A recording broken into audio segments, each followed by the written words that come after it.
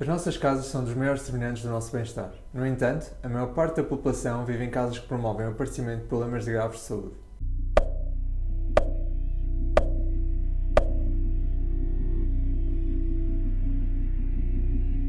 Olá, eu sou o Luís da Habitação Hoje e neste vídeo vamos falar da qualidade e segurança da habitação e de como são tão importantes para a nossa saúde, porque é que existem tantos problemas associados a esta condição e o que está a ser feito para o corrigir. Este vídeo faz parte de uma série que estamos a levar a cabo com o objetivo de tornar clara a relação entre a habitação e a saúde. Neste primeiro vídeo falaremos sobre a perspectiva construtiva e material das casas e dos problemas que daí advêm.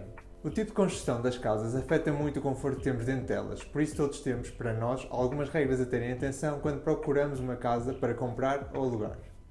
É de pedra? Tem isolamento? Os vidros são duplos? Apanha sol? Todas estas são características determinantes para o conforto físico que vamos ter. No entanto, é muito difícil encontrar casas que cumpram o padrão digno de conforto a que todos temos direito. Deparamos demasiadas vezes com casas com infiltrações, umidades, falta de isolamento térmico e janelas, que mesmo fechadas deixam passar o ar. Segundo o Eurostat, um quarto das famílias portuguesas têm um ou mais destes problemas na sua casa. Já os censos dizem que no Porto 45% dos edifícios precisam de alguma reparação. Estes números expõem uma realidade muito clara. Existe uma dificuldade evidente em manter as habitações com uma qualidade suficiente para que os problemas da casa não passem a ser problemas de saúde. Mas vejamos, existe uma razão para tudo isto, e como não poderia deixar de ser, ela é política. A maior parte das construções de habitação em Portugal são do final dos anos 70 e dos anos 80, o que fez com que estas construções não estivessem ainda ao abrigo da primeira lei de conforto térmico que apareceu apenas em 1991. Mas, Luís, há muitos edifícios construídos depois desse tempo. Olhem que não. Por exemplo, no Porto, apenas 11% dos edifícios foram construídos ao abrigo desta lei. Existe ainda outro dado que é importante para percebermos a dimensão deste problema: os certificados energéticos. Desde 2013, para vender uma propriedade é obrigatório emitir este certificado. O que estes certificados nos dizem, como podem ver no gráfico, é que a maior parte das casas está num nível de desconforto térmico muito elevado. Para piorar o cenário, podemos ver que apenas foram emitidos cerca de 1,5 milhão de certificados. No entanto, existem cerca de 6 milhões de alojamentos em todo o país. Não é difícil de imaginar que os edifícios que ficaram de fora destes certificados serão os mais antigos, sem grandes obras de manutenção. Se eles estivessem incluídos nas contas, os valores seriam ainda mais preocupantes. Todos os dados parecem apontar para um problema estrutural, e esse problema afeta em maior escala, como não poderia deixar de ser, as famílias mais pobres. Vejam nestes mapas. Falta de acesso à cozinha ou casa de banho. Falta de acesso a aquecimento. Falta de acesso ao retrete. Famílias em sobrelotação. E, por fim, o rendimento por freguesia. Fica claro que a condição económica é determinante na qualidade da casa onde vivemos e, consequentemente, na nossa saúde. Estes problemas, nomeadamente doenças cardiovasculares e doenças respiratórias, aparecem maioritariamente por falta de capacidade de aquecimento ou arrefecimento da casa e por falta de ventilação. O aquecimento e o arrefecimento são dificultados pela fraca qualidade construtiva das casas, que dificulta a manutenção da temperatura dentro da habitação. Mas existe outra condicionante que impede que o aquecimento seja adequado: o preço da energia. Ou melhor, o custo de sustentar os lucros dos fornecedores de energia. Em Portugal, um quinto das famílias não tem capacidade financeira para aquecer a sua casa. Mas fica pior.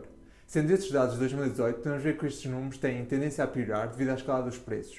Tanto da eletricidade como das botijas de gás, mas também devido à crescente precarização do trabalho e à estagnação salarial. Se olharmos para o preço da energia, vemos que esta aumentou para um valor médio superior ao da União Europeia após a privatização da EDP, tema que vamos explorar melhor num próximo vídeo. Nesse sentido, fica fácil concluir que a pobreza energética não pode ser encarada como uma falha pessoal, mas antes como mais uma condição das políticas de destruição do bem-estar social. Existe ainda outra condição em que a forma construtiva das casas condicionam a saúde. A forma como os edifícios estão, ou não, desenhados para serem confortáveis para pessoas com mobilidade reduzida.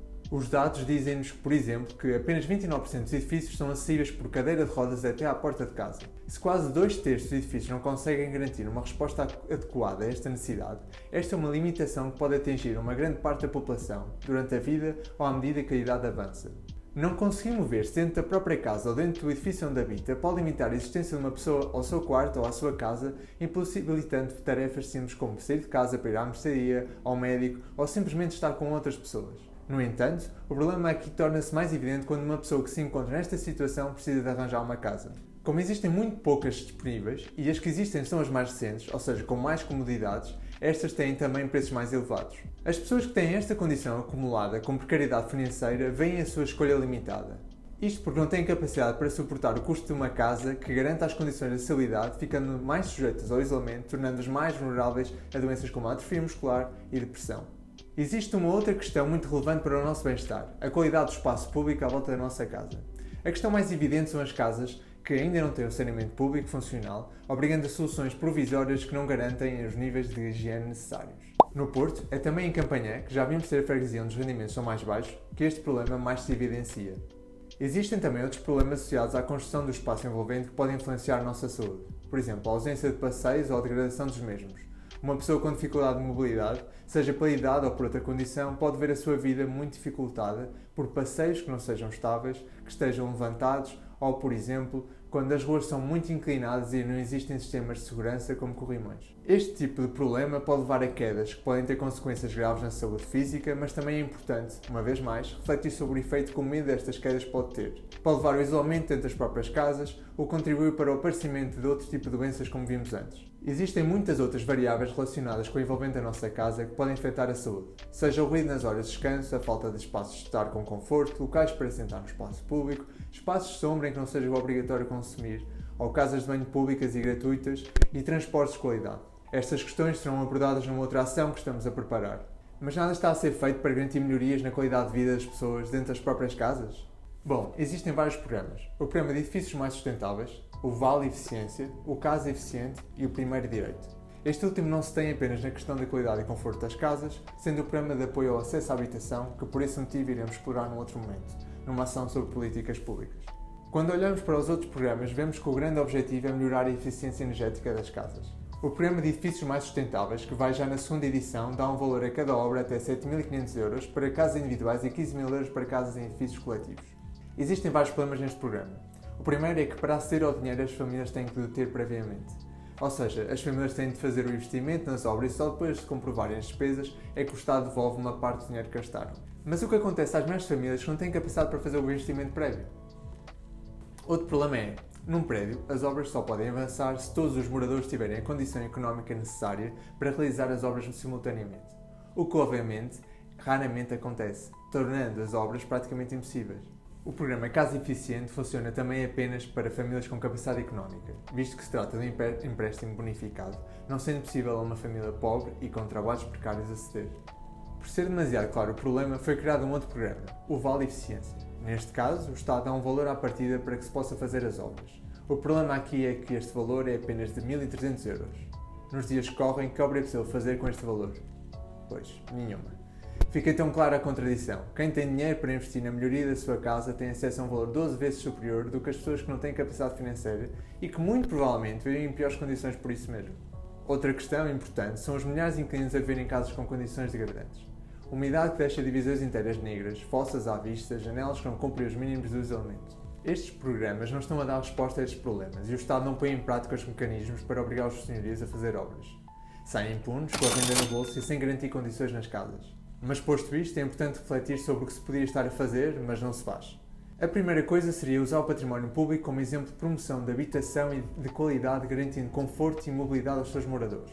Neste momento, as obras que vemos nas casas públicas nem sequer olham às condições interiores das habitações, remetem-se apenas às fachadas e coberturas, deixando no interior problemas de umidade e falta de espaço escondidos sobre uma maquilhagem por cima de problemas estruturais. Temos também prédios públicos que, apesar de terem espaço para tal, não possuem elevadores, deixando muitos idosos terem casas em pisos elevados, incapazes de sair de casa, o que pode facilmente resultar nos problemas de saúde que identificamos antes, como a atrofia muscular e a depressão.